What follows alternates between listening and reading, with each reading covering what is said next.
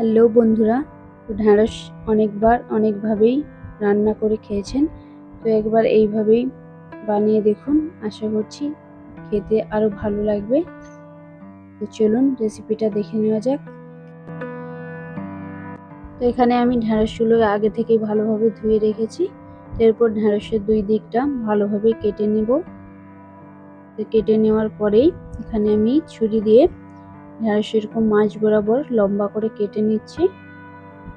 এই দেখুন আমি যে কেটেছি এটা হাত দিয়ে একটু দেখিয়েও দিলাম। তো এইভাবে সবগুলো একে একে আমি কেটে নিয়েছি। দেখুন এইভাবেই সবগুলো কেটেছি। এরপর আমি ঢ্যাঁড়সে পুরটা দেওয়ার জন্য নিয়েছি 3 চামচ বেসন ও পরিমাণ মতো লবণ, দিচ্ছি হাফ চামচ হলুদ গুঁড়ো ও হাফ চামচ কাশ্মীরি গুঁড়ো লঙ্কা ও হাফ চামচ জিরে গুঁড়ো, দিচ্ছে ধনে গুঁড়ো, চামচ গরম মশলা গুঁড়ো। এটাকে ভালোভাবে এবার মিশিয়ে নেব। পুরো মিশিয়ে আমি অল্প অল্প জল দিয়ে মাখবো। তো এখানে একদম বেশি জল দেব না। তো এই পুরটাকে আমি এভাবে শক্ত শক্ত করে মেখেছি। তো এটা এবার ঢ্যাঁড়সের ভেতরে আমি দিয়ে ফ্রাই করব। এই দেখুন প্রথমে আমি ঢ্যাঁড়সে স্বাদমতো লবণ ও হলুদ গুঁড়ি ও কিছুটা কাশ্মীরি গুঁড়ো লঙ্কা দিলাম। তো এরপর কিছুটা সরষের তেলও দিয়ে দিলাম। দিয়ে এরপর আমি হাত দিয়ে এগুলোকে ভালোভাবে মাখিয়ে নেব। এরপর মাখানো হয়ে গেলে আমি যে মশলাটা তৈরি করে রেখেছিলাম সেটা এর ভেতরেই এইভাবে চেপে চেপে দিয়ে দিলাম।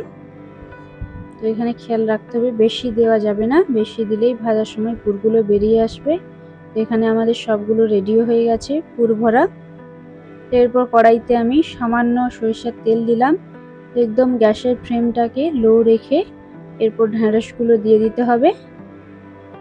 তো বেশি তেলে এখানে আমি ফ্রাই করছি না, বেশি তেলে ফ্রাই করলেই মশলাগুলো বেরিয়ে যাওয়ার সম্ভাবনা থাকে। তো এখানে অল্প তেল দিয়েই ঢ্যাঁড়সগুলো ফ্রাই করে নিতে হবে। তারপর কিছুক্ষণ ঢাকা দিয়ে দিলাম। এরপর দেখুন আস্তে আস্তে ঢাকা খুলে এবার আস্তে আস্তে ঢ্যাঁড়সগুলোকে উল্টিয়ে নিচ্ছি। সবগুলোকে এইভাবে আমি উল্টিয়ে নেব। তো উল্টানোর সময় লক্ষ্য রাখতে হবে যাতে পুরগুলো বেরিয়ে না যায়।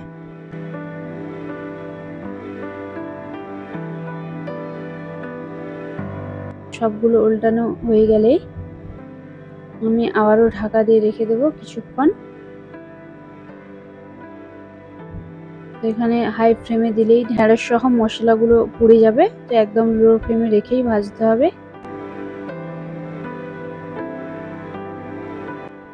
এই দেখুন আমাদের প্রায় ভাজা হয়ে এসেছে। তো এইভাবে সবগুলো একে একে ভেজে নেব।